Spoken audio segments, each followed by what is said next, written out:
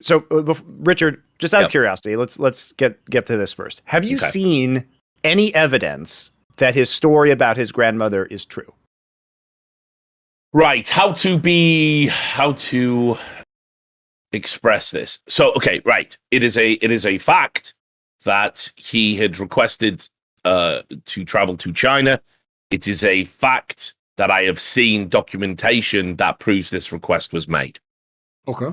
But you haven't seen actual proof of any kind of medical emergency. And I don't know if anyone has, frankly. And that's the question, right? Yeah. Like how would you get that proof, though? Like medical bills? Yeah, medical bills would be a good start. Or, I mean, look, honestly, if I know enough about this. I've been in the position where I've had to care for a relative in the past. I don't think they're implying, Barry, that like he's just going to FaceTime and it's just Peter with a fucking wig on. Like, it's Peter. I mean, that's actually what I'm kind of thinking for some reason. Why not?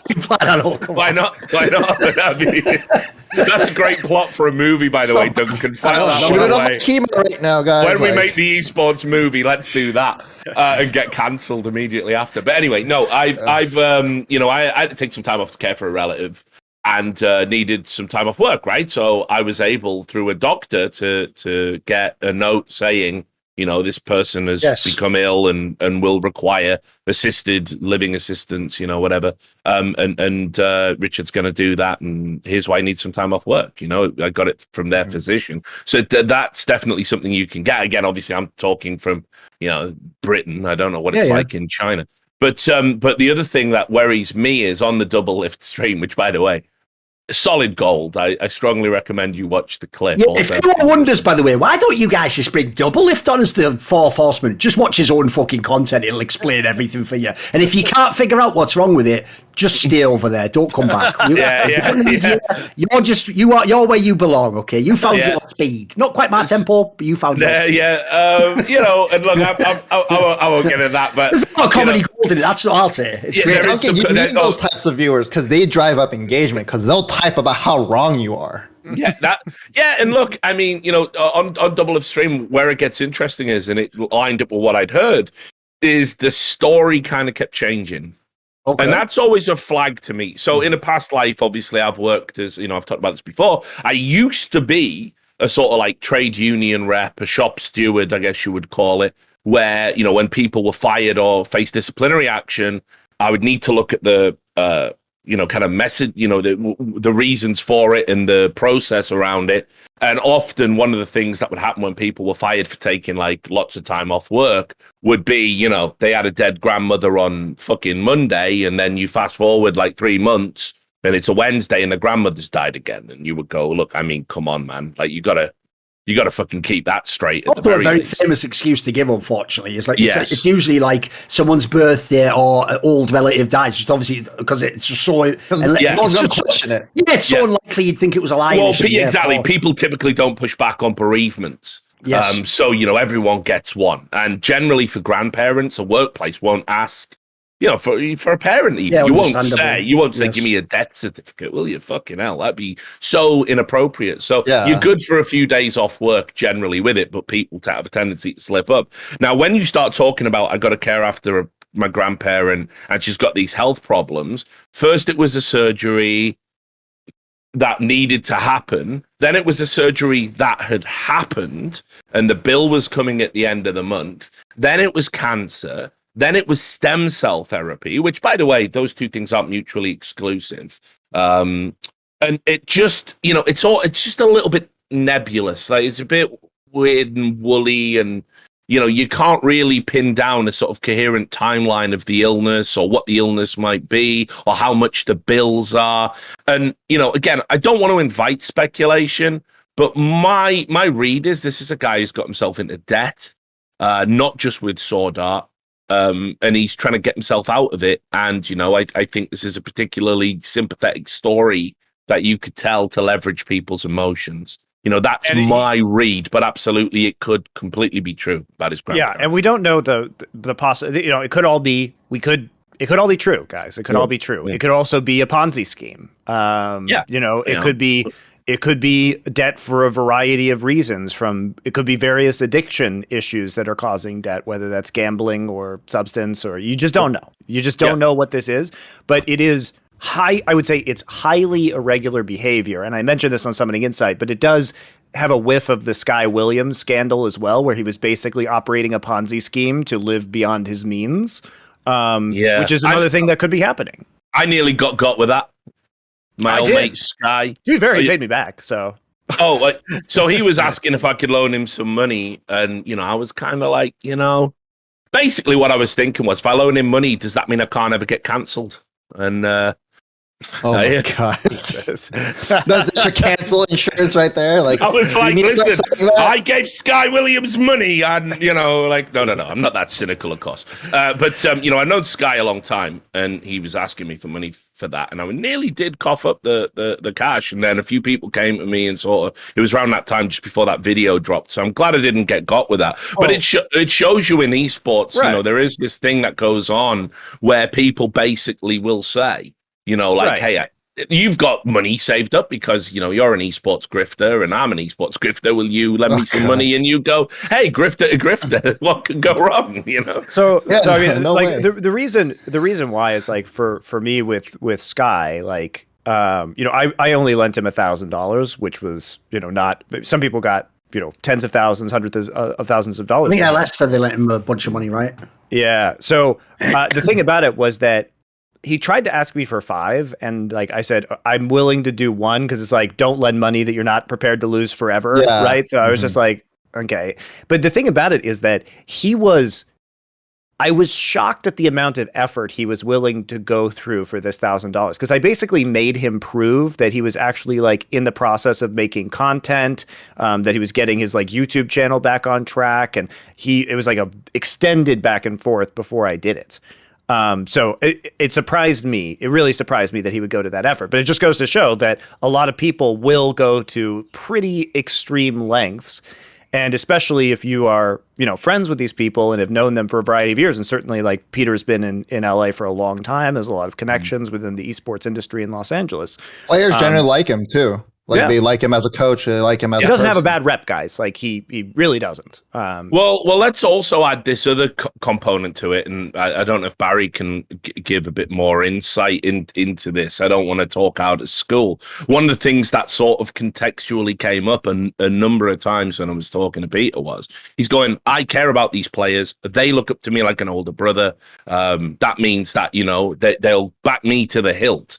And we've already seen, I think it was San Yi has come out and said, Peter never took my yuan. And he, and I think one of the problems that any investigation is going to have is I don't think anyone's going, even if he did something wrong, something wrong occurring and players feeling aggrieved about that wrongness occurring are two very different things.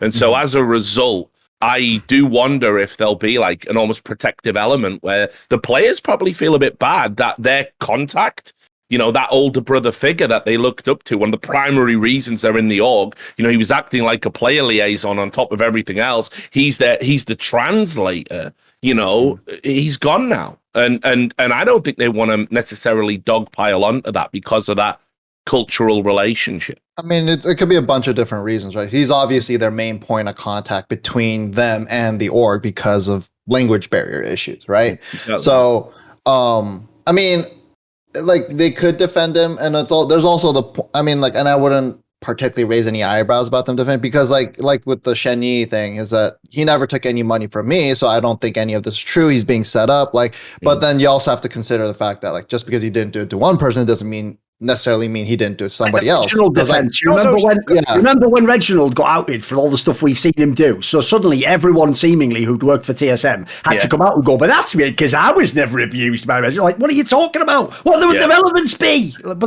that was it's the same defense, isn't it? It's like, that's an esports staple as well. I mean, it's an appeal to emotion. Yes, but it's also, you have to understand that Shen Yi could have legitimate reasons for denying this if he thinks it's untraceable, which is that if he got on the team in a fraudulent manner or semi-fraudulent manner because of Peter vouching for him and then understanding that there was this kickback in progress, right? if he wants the rest of his contract, why the fuck would he, like, if, you know, he's got a good thing going for himself right now. So there are motivations that these players could have to deny the existence of these financial relationships. I've heard what happened was internally, someone just said, you're not going to believe this, but someone who speaks Chinese is stealing money in the org, and about half the team just sort of did that awkward, like... Oh God, the monkey puppet meme. It was very clever not to phrase it that way. Barry, you know.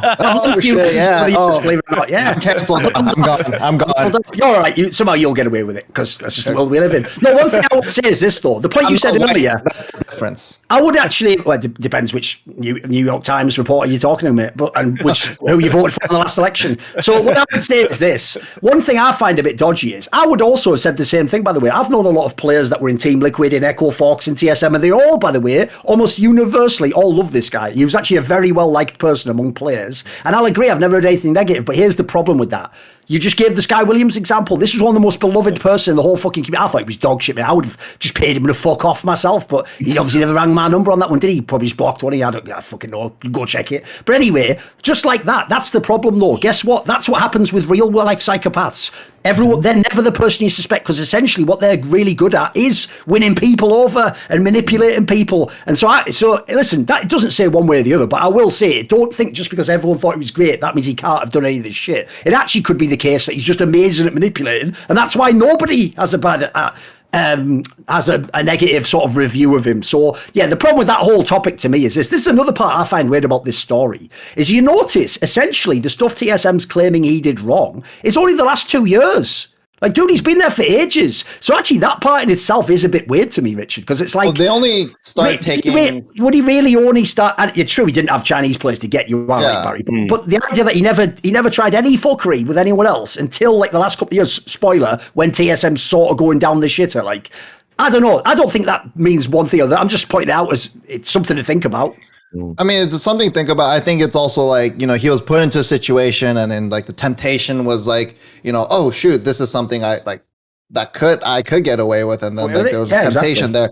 Yes. So it's like just because like that 2-year mark, I think like obviously is the difference between, you know, them like they're starting to bring on Chinese speaking players. So I don't think that like I don't really like, you know, think that's like that much of an issue, but like the fact is like maybe. Because everything I've heard, all my interactions with Peter Zhang, and everything I've heard from players about him is that he's a good dude. They like playing for him. They think he's a good coach. But then obviously, like, it's weird because like with some people, like, you know, they're good on like a personal level, and then when you get to like the professional, like financial relationship, like things just fall apart like immediately. Because like it's like, yeah, go ahead. Yeah, no, sorry, Barry. What I was gonna add to that is though, so there's this weird thing.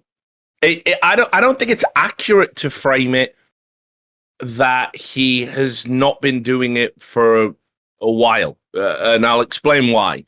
So, by his own admission, he said when Yersan signed for TSM Academy, that was when he had the agreement in place to shave some of his salary off. Well, that was end of 2020. So, no, that's the end of last year, was it not? I'm sure it must be the end of last year. No, end of 2020. The Yersan guy wasn't in 2020, was he? I'm sure almost certainly joined last year, at the end of last year. Was it ended? What was it? 2021? December 2020. He signed to TSM Academy. Oh, maybe he did then. My apologies. I didn't know what the Academy squad was. Yeah, I thought it was end of 2020. They announced the 2021 roster, and he, right. Correct. I see the tweet now. Yeah. So basically, it was at that point he had agreed. You give me. He said $1,000 a month to pay to another agent back in China. So that on the now infamous account, Reginald Bro, perfect for a fucking CEO of a massive company. Isn't it? I know. Reginald said publicly, we caught this within 24 hours. Now, all of this might be true to the loans that he was asking for, but certainly it is not true about Yersan's contract, or indeed any other players that this might be happening to. Peter Zhang only said, he said it's only Yersan that I'm taking a cut from, and it's not for me. But sources seem to think it's more. Yes. And in which case, the framing of we caught it within 24 hours, No, you didn't, because that's been going on for years. Mm-hmm. So that's a source I spoke to intimated to me that essentially he might have actually like skimmed off millions from the Sword Art deal, which obviously was an enormous deal. And it's another one where, I mean, that deal took a long time to be done. If people remember, that took fucking months, and it was all back and forward. And are they signing him? Are they not? Remember the price? In fact, you might remember this, Marty. The price was too high initially, and then they were arguing like this. I'm not. Look, the point is, this doesn't mean just because it fits the story, it happened. But it's certainly an interesting thing to think about in light of how it colours what you already know about the actual potential trade negotiations, how they went in the past. I'll also say this as well very quickly, because I know this is it's a line of thinking that people get caught in way too many times when it involves a celebrity or someone they know has money, and it goes like this: oh, it's only 80k or whatever, like this guy was making millions, why would he risk that? Right? You do it because you think you get away with it. You don't do it going, right, but if I do it and then I get caught, the worst punishment, am I willing to accept that? That's not the way criminals think. That is not the way they think. As Barry said here, if anything, it's way more plausible that you just saw an opening and just thought, like in this case, if he's the only one doing all the translation backwards, forwards and representing, you just think, how are they going to catch me? Like, as long as these players, who by the way in this case potentially look loyal to him, long as they don't say anything, I'm safe, aren't I? And by the way, if the player also can barely speak English and you were the translator, you can also get away with a lot of shit there, couldn't you? Oh, that's right, I'll just translate what you were saying. Yeah, he says it's all perfectly fine. Oh, I mean, see ya. One of the speculations that one of the things that Richard speculated was essentially that he was potentially in debt for some reason or another, and maybe that was the point where he's like, okay, I'm in debt, and then this is something like an opportunity that I could do to like help defray some of that. Like it's like it could be just like a moment of weakness that's like, you know, snowballed out of control, and that's like a story as old as time. This is typical like gambler behavior, which is like, oh, I'm in debt, I'm screwed, I'm going to take this money and I'm going to win it back this time, and then I will pay the person back. And it's very suspicious. It's very suspicious because what happened to Peter's money? League of Legends coaches get paid 6 figures. They get all of their food and housing. He was a top person. He was a top 4 person, didn't he claim? I can't believe TSM were underpaying him by any stretch of the imagination. He's been there a while. They got a green card for him. It was kind of weird, though, I will say. Doublelift, again, said in his stream, he's going, if he's earning between 50 and 100,000. That seems way too low, doesn't it? Yeah, he's going, how can he not have any money? I'm like, what, in fucking California? He's not paying for his own housing or food. That's actually huge. Yeah. No, but the problem with that is just the understands the value of money. Yeah, exactly. You have to remember, Doublelift is the guy who once came on his stream like, guys, someone's like stolen like 300k of crypto from me. As all like, oh well, I'm the keys behind the top. Oh, there they are. Fuck yay! Like, so Doublelift hasn't lived in reality his whole life. Anyone knows his backstory. Obviously, he's never had a fucking job, has he? The other thing is, I just thought I'd throw in there. Reginald is so out of touch with PR and marketing. In an era of toxic masculinity, his fucking name on Twitter is Reginald. No, it was on Reddit actually. It's Reginald Bro, like, please. If TSM could just stop fucking posting on Reddit. Listen, don't, because it's amazing for this show and all my content, but there must be some PR guy who's just like, where is he? Is that like the fucking master of dark arts at fucking Hogwarts? Just as an aside, actually, I'm amazed. I'm amazed, actually, that the PR on TSM has been so bad. Because when I had to reach out and do this story, obviously, you know, I wanted to do this one by the numbers. Very serious allegations involved, presumption of innocence, and I want and again, I want TSM to be as fairly represented in my reporting.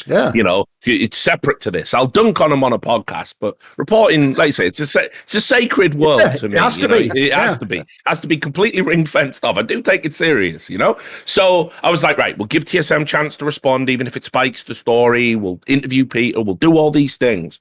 And I saw a name, and I was like, shit, I know that name. And this was TSM's PR contact. And it's a lady called Gillian Sheldon, right? Oh, okay.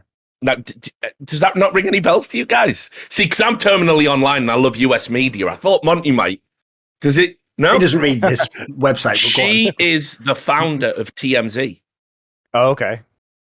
So she's like a media legend. In a way, she's killing her job then. They're doing some great fucking TMZ content. I was like, oh my God. So, you know, that's how strange everything is. The founder of TMZ is doing PR as a point of contact for TSM in esports. And it's just brilliant. It's just wonderful, especially when you think about everything that's been going on. She must be pulling her fucking hair out, because think about all the things she knows from the other side of the fence, and then think about everything TSM do. Oh my God. I will definitely be buying her a fucking martini 100%. Like the poor lady, you know?